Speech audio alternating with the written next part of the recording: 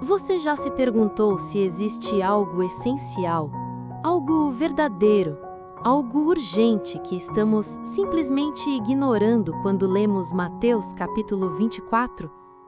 Será que percebemos a profundidade e a intensidade das palavras de Jesus quando ele descreve os sinais do fim dos tempos?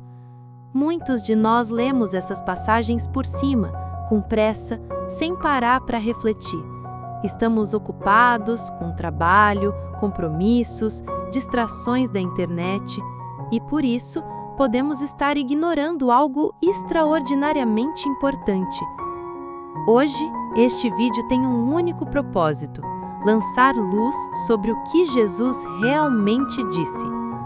Não vamos nos perder em teorias ou especulações fantasiosas. Não é sobre medo ou sensacionalismo. É sobre verdade. A verdade que liberta, a verdade que desperta, a verdade que nos chama a refletir e nos preparar. Portanto, pegue sua Bíblia e abra no livro de Mateus, capítulo 24. Respire fundo, acalme seu coração. Estamos prestes a mergulhar nas palavras vivas de Jesus e talvez enxergar pela primeira vez o que ele realmente quis nos dizer. Jesus senta-se no Monte das Oliveiras, olhando para o vasto templo de Jerusalém. Seus olhos fixam as construções e ele se volta para os discípulos. Eles se aproximam com reverência e perguntam: Senhor, quando ocorrerão essas coisas? Que sinal haverá da tua vinda e do fim do mundo? Com essas perguntas, abrimos a porta para uma das mais profundas e impactantes profecias da história. Jesus responde com clareza e urgência. Ele começa falando sobre sinais iniciais.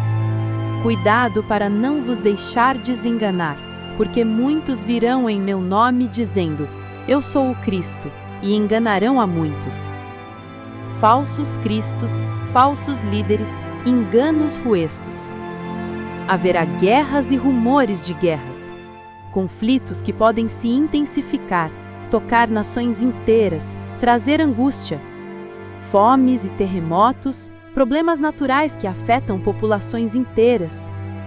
Mas ele deixa claro: mas todas essas coisas são o princípio das dores.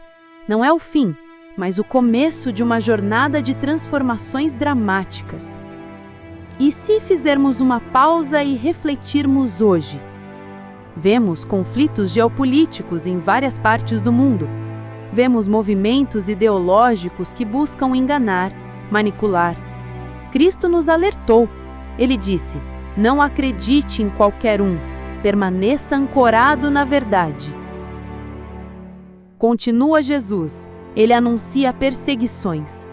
Então, vos entregarão para serdes atormentados, e vos matarão, e sereis odiados de todas as nações por causa do meu nome.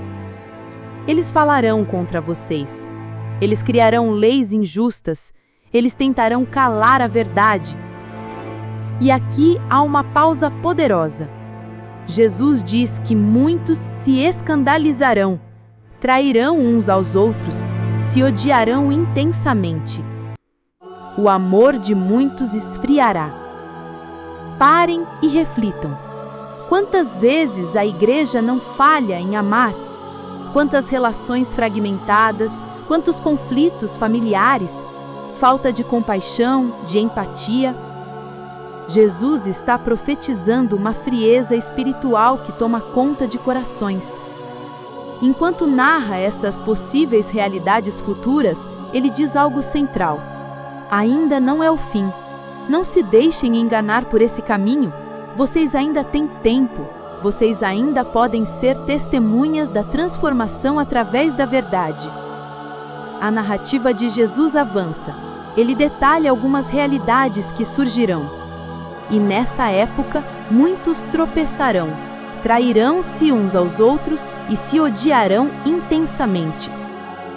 O ódio explícito, a traição velada, e surgirão muitos falsos profetas e enganarão a muitos.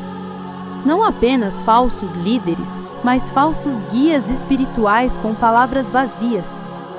E por se multiplicar a iniquidade, o amor de muitos esfriará. Voltemos ao presente. No Brasil ou no mundo, podemos observar a apatia espiritual crescente, as igrejas que se tornam redutos de conveniências, há pastores que pregam para lotar auditório, mas não preparam discípulos. Há comunidades que acolhem para reforçar identidades, mas não para transformar vidas. Mas Jesus não para no diagnóstico, ele aponta a luz através da escuridão. E este evangelho do reino será pregado em todo o mundo, em testemunho a todas as nações, e então virá o fim. Isso é revolucionário. Não é fim apenas de tragédias, é fim que coincide com a expansão do propósito de Deus. Quando todas as nações ouvirem, o fim chegará. E Jesus lança a pergunta que ecoa até agora. E você? Você está envolvido nessa missão? Nós estamos todos chamados a ser peças ativas nesse movimento global de esperança. Cada evangelismo, cada oração, cada ato de compaixão conta. A história não está além do nosso papel. O discurso se aprofunda ainda mais quando Jesus menciona a abominação da desolação. Ele afirma: quando, pois, virdes a abominação da desolação de que falou o profeta Daniel no lugar santo, quem lê, entenda. Então, os que estiverem na Judéia fujam para os montes. Isso é intensamente simbólico e, talvez literal, para muitos estudiosos. Jesus faz referência direta ao livro de Daniel, onde se profana o templo. Ele está alertando: haverá um momento de profanação total, colapso espiritual e possivelmente físico. Ele descreve uma tribulação intensa, resumida assim: grande tribulação, tal como não houve desde o princípio do mundo até agora, nem haverá jamais. Imaginem, algo tão devastador que ultrapassa todas as catástrofes humanas já registradas. Jesus aconselha: nesse tempo, sejam rápidos, não voltem para buscar nada, fujam com urgência. Quem estiver no telhado, não desça para tomar coisa de dentro de casa. É uma ordem de emergência total.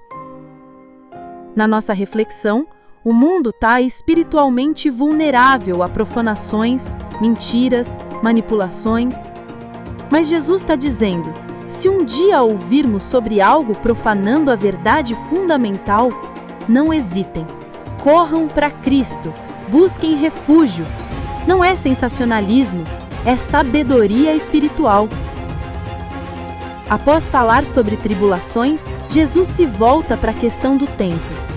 Ele responde com palavras firmes: mas daquele dia e hora ninguém sabe, nem os anjos, nem o Filho, mas unicamente o Pai.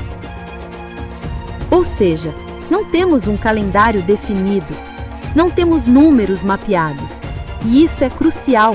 Não é para gerar incerteza, é para gerar vigilância.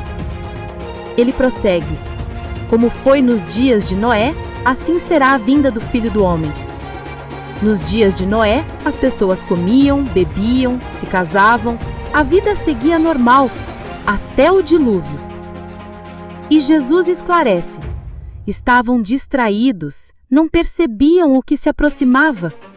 O mesmo pode acontecer com qualquer um de nós. Religioso demais para criar falsa segurança, mundano demais para não perceber nada.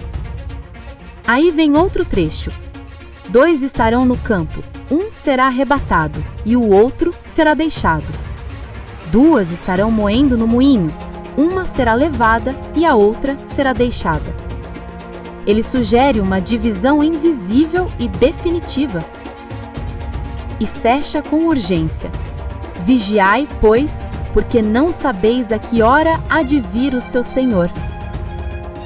Vigiai, estar pronto, a qualquer momento. Chegamos aqui novamente a pergunta central. Quantas vezes lemos essas palavras como se fossem para outra geração, para outro lugar, para outras pessoas? E se for para nós? E se for para hoje? E se essa reflexão não for apenas um exercício teórico, mas chamado à ação? Jesus não deixou esses sinais para causar pânico. Ele nos alertou por amor. Ele quer que estejamos prontos, que tenhamos corações vigilantes, que não sejamos como os tolos que adiam, zombam, abafam a verdade. Então, se há um despertar que devemos ter agora, que haja um coração arder de esperança, que haja responsabilidade com a missão, que haja vigilância constante, que haja compaixão, fé, oração. A pergunta final permanece: